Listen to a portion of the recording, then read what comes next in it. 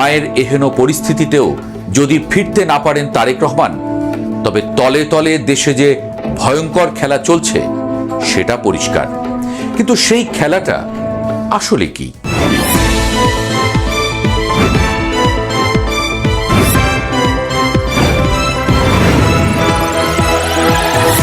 খালেদা জিয়ার কি অবস্থা প্রশ্নের চেয়েও বড় প্রশ্ন হয়ে উঠেছে তারেক রহমান কেন আসছেন না।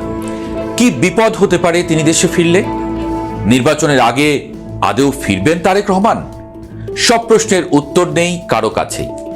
তবে একটা বার্তা পরিষ্কার, ভয়ঙ্কর বিপদের আভাসই পেয়েছেন তারেক রহমান। এর মধ্যেই কয়েকবার দেশে আসার তারিখ পিছিয়েছে।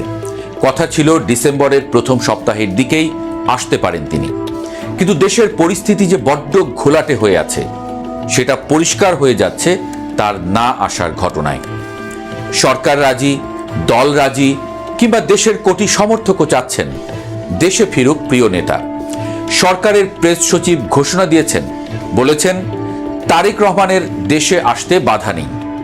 তারপরও কেন আসছেন না তারেক রহমান? এটাই এখন সবচেয়ে বড় প্রশ্ন হয়ে ঘুরছে। ওটাও স্বাভাবিক। কেউ কেউ বলছেন দেশের ভেতরে থাকা কোনো ডিপ স্টেটের ইশারায় তারেক রহমান ফিরতে পারছেন না।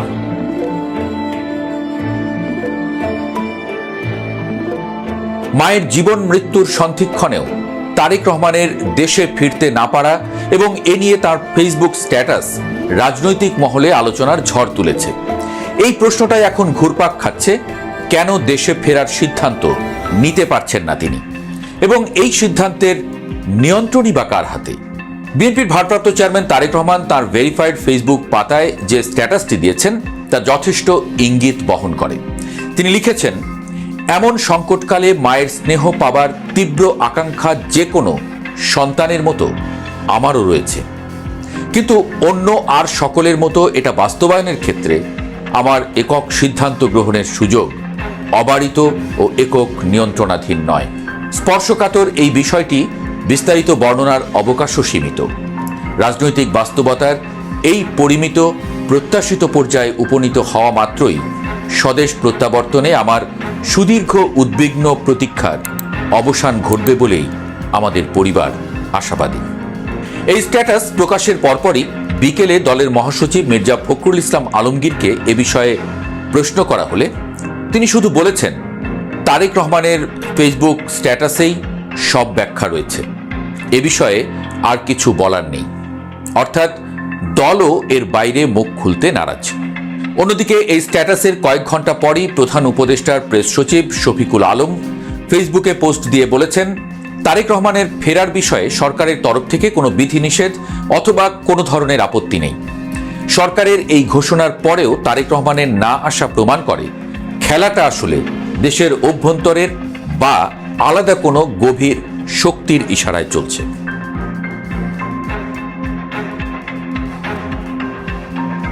তারেক রহমান অক্টোবরের শুরুতে বিবিসি বাংলাকে দেওয়া সাক্ষাৎকারে দ্রুতই দেশে ফিরে নির্বাচনে অংশ নেওয়ার কথা জানিয়েছিলেন।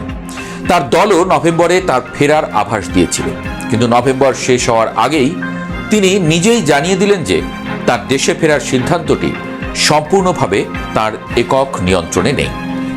শেখ হাসিনার সরকারের পতনের 15 মাস পরও কেন এই অনিশ্চয়তা, যেখানে আওয়ামী লীগ আমলে এবং তার আগে সেনা সমর্থিত তত্ত্বাবধায়ক সরকারের সময়ে দায়ের হওয়া সব মামলা থেকে তারেক রহমান ও তার স্ত্রী জুবাইদা রহমান আইনি প্রক্রিয়ায় অব্যাহতি পেয়েছেন। পাশাপাশি নিরাপত্তা নিশ্চিতের জন্য বুলেট প্রুফ গাড়ি এবং অস্ত্রের লাইসেন্সের আবেদনের খবরও সংবাদ মাধ্যমে এসেছে। দৃশ্যত মামলা বা নিরাপত্তাজনিত কারণে তার দেশে ফিরতে কোনো বাধা নেই। তাহলে বাধাটা আসলে কোথায়?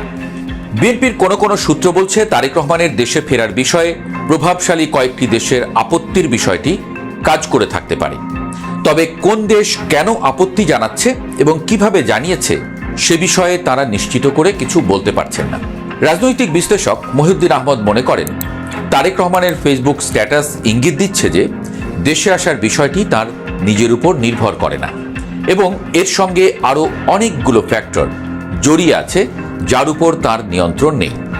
তিনি বলেন, উইকিলিক্সের ফাঁস হওয়া প্রতিবেদনে তারেক রহমানের বিষয়ে যুক্তরাষ্ট্রের আপত্তির বিষয়টি সামনে এসেছিল এবং যে যাই বলুক না কেন, ভারত এবং যুক্তরাষ্ট্রের নীতির পরিবর্তন না হলে তারেক রহমান দেশে ফিরবেন কোন ভরসায়? বাংলাদেশের রাজনীতি অনেকটাই নির্ভর করে ভারত এবং যুক্তরাষ্ট্রের চাওয়ার উপরে।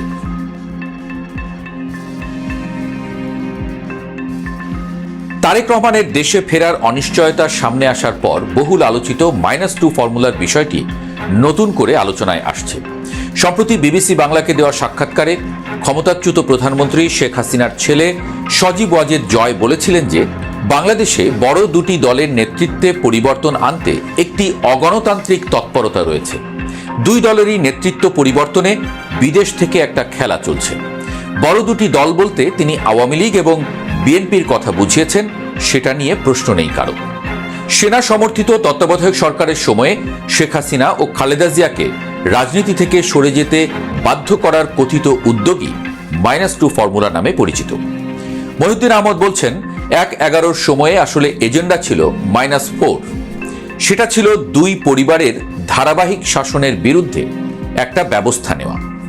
এর মধ্যে একটা মাইনাস হয়ে গেছে শেখ হাসিনা পরিবার, বাকি অর্ধেকের মধ্যে খালেদা জিয়া অসুস্থতার কারণে নিষ্ক্রিয়, ফলে বাকি থাকলেন তারেক রহমান। তবে তারেক রহমানের দেশে ফেরার অনিশ্চয়তা শেষ পর্যন্ত -4-এ গড়ায় কিনা সেটি সময়েই জানা যাবে।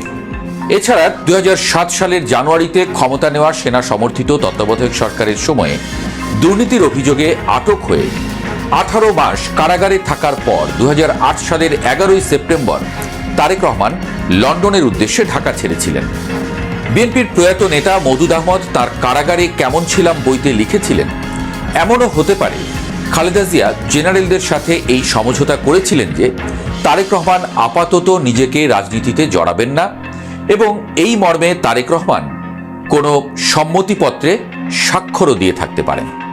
যদিও এই অঙ্গীকারের মেয়াদ শেষ হয়েছে কিনা বা তিনি বাংলাদেশের পাসপোর্ট নিয়েছেন কিনা তাও পরিষ্কার নয়। দীর্ঘ 15 মাস পরেও তারেক রহমানের দেশে ফিরতে না পারা এবং তার নিজের অসহায়ত্ব স্বীকার করে নেওয়া এসবই স্পষ্ট ইঙ্গিত দেয় যে দেশের ভেতরে এবং বাইরে এমন কিছু অদৃশ্য নিয়ন্ত্রণ কাজ করছে যা দেশের রাজনীতিকে নির্বাচনের আগে একটি নতুন মেরুকরণের দিকে ঠেলে দিচ্ছে। তবে এই খেলা সহজেই যে শেষ হবে সেটার বিষয়ে নিশ্চয়তা দিতে পারছেন না কেউ।